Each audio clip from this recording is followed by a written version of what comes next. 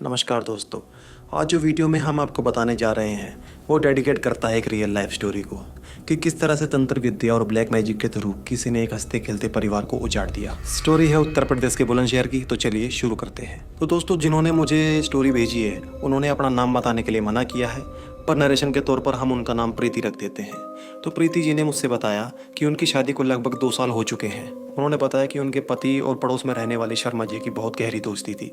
दोनों का साथ में उठना बैठना था, इसलिए उनकी और शर्मा जी की वाइफ के साथ उनकी अच्छी बॉन्डिंग हो गई थी। साथ में वो दोनों एक छोटा सा बिजनेस भी करते थे। काम को चलते चलते लगभग 6 महीने हो चुके थे, पर उसी वक्त किसी छोटी सी चीज को लेकर दोनों में अनबन हो गई। उन्होंने मुझसे बताया कि भैया छोटी मोटी लड़ाई तो इनकी चलती रहती थी, पर वो हंसी मजाक में सुलझ भी जाती थी। पर अब की बार शर्मा जी और उनकी वाइफ ने हमारे पास आना भी बंद कर दिया और उल्टा हमारा फोन उठाना भी बंद कर दिया था। 2-3 दिन बाद जब ये दुकान खोलने गए तो शर्मा जी ने इन्हें देख लिया और इनके पास जाकर हिसाब किताब की बातें करने लगे।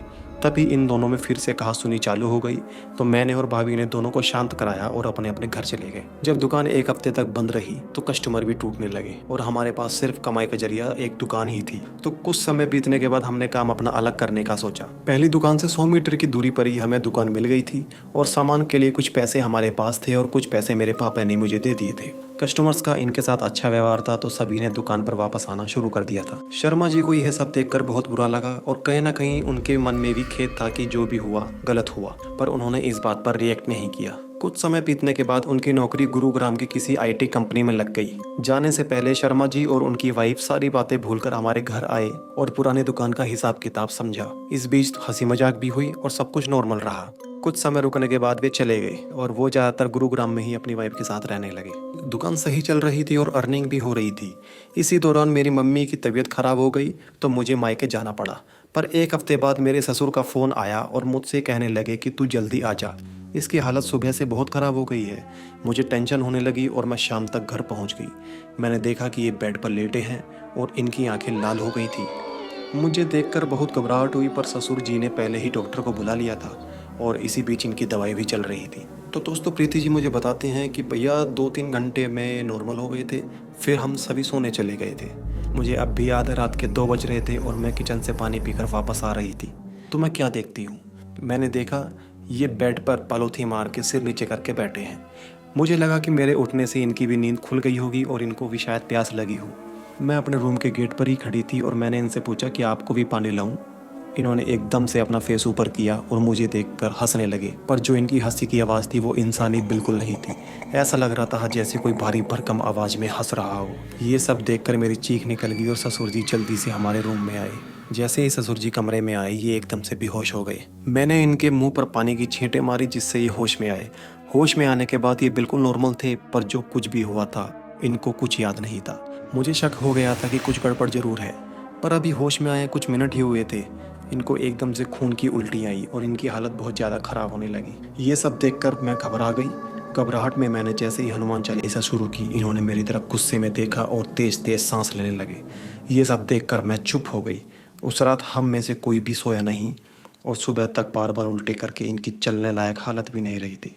प्रीति मुझसे कहते हैं कि ससुर जी ने सुबह डॉक्टर को बुला लिया था ताकि इनकी कमजोरी कुछ हद तक ठीक हो सके, पर मेरे मन में अभी भी रात वाली बात ही चल रही थी। मेरी सहेली के जान पहचान में एक तांत्रिक बाबा थे जिनको मैंने रात की सारी कहानी बताई और वे फिर हमारे घर पर आए। तो प्रीति जी बताती हैं कि भैया जैसे ही उन्होंने घर में एंट्री की, मेरे पति एकदम से हिलने लगे और उनकी तरफ देखकर गुस्से में कहने लगे, क्यों आया है तू यहाँ, निकल जा यहाँ से। यही कहकर वो बेहोश हो गए। बाबा जी उनके पास गए और थोड़ी देर उन्हें देखने के बाद वे सब समझ गए कि क्या बात है। उन्होंने अपने बैग से थोड़ी विभूति निकालकर उनके सिर पर डाली और एक धागा हाथ में बांध दिया। फिर उन्होंने मुझसे कहा कि मामला बहुत गंभीर है, इसके साथ किसी ने छेड़खानी की है। मैंने धागा बांध दिया है, अब इसे कुछ नहीं होगा, इसे शाम को मेरे पास लेकर आना, इसका इलाज अब वहीं करूँगा। उन्होंने कहा कि भैया मेरी तो हालत ये सुनकर बहुत ख़राब हो चुकी थी क्योंकि मैं सब कुछ पहली बार सुन रही थी। प्रीति ने कहा कि भैया हम शाम को बाबा जी के पास चले गए। बाबा जी ने उनको अपने सामने बिठाया और उनके चारों तरफ चिमटे से गोल धारा बना दिया और इनके हाथ का धागा खोल दिया और हमें साइड में बैठने को कहा। जैसे ही बाबा ने मंत्र बोलना शुरू किया, इनके ऊपर एकदम से कोई आ गया और इन्होंने खेलना शुरू कर दिया। ये सब मैं पहली बार देख रही थी और मैं काफ़ी डरी हुई थी, इसलिए बाबा जी ने मुझे बाहर बैठने को कहा। तकरीबन आधे घंटे बाद बाबा जी और मेरे पति बाहर आए और वो पहले से नॉर्मल लग रहे थे। बाबा जी ने उन्हें बाहर बैठने को कहा और ससुर जी और मुझे अंदर बुलाया।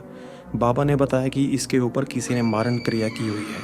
अभी एक हफ्ता ही हुआ था, इसलिए इस पर ज़्यादा हावी नहीं हुई। यह सब सुनकर हम दोनों चौंक गए।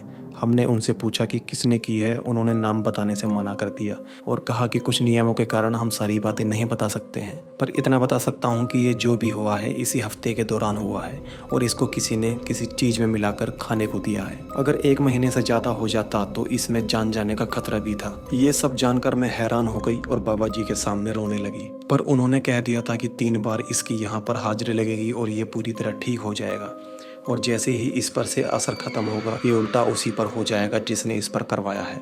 बाबा जी की बात सुनकर मुझे थोड़ा हौसला मिला। घर जाकर जब मैंने अपने पति से पूछा कि आपने किसी के यहाँ कुछ खाया था, तो उनका जवाब सुनकर मैं दंग रह गई। उन्होंने कहा कि शर्मा जी की वाइफ यहाँ 2 दिन के लिए आई थी और उन्होंने शर्मा जी के प्रमोशन होने की खुशी में मुझे लड्डू दिए थे। ये सब जानकर मैं हैरान हो गई कि जिसके बारे में हम सोच भी नहीं सकते थे वे ये सब कर रहे थे। अब हमने सब कुछ ऊपर वाले के हाथ छोड़ दिया था, पर कहते हैं ना कि जैसी करनी वैसी भरनी। तो प्रीति जी कहती हैं कि भैया हमें कुछ समय बाद पता चला कि शर्मा जी की नौकरी वहाँ से छूट गई है और उनकी वाइफ के दाएं हाथ में पैरालिसिस हो गया है। आज हम बिल्कुल सही हैं और इन टोटकों से बहुत दूर हैं, लेकिन शर्मा जी अपनी वाइफ की सारी गलती भुगत रहे हैं। तो दोस्तों आज की स्टोरी यहीं तक थी। उम्मीद करता हूँ आपको ये स्टोरी पसंद आई होगी। अगर आपके साथ भी रियल लाइफ कोई घोस्ट एनकाउंटर हुआ हो और मेरे थ्रू लोगों को आप अवेयर करना चाहते हैं, तो डिस्क्रिप्शन में मेरा जीमेल लिंक दिया हुआ है, आप उस जीमेल पर अपना स्टोरी भेज सकते हैं। तो दोस्तों चैनल को शेयर और सब्सक्राइब करें। तो जल्द ही मिलते हैं आपसे एक नई वीडियो में। धन्यवाद।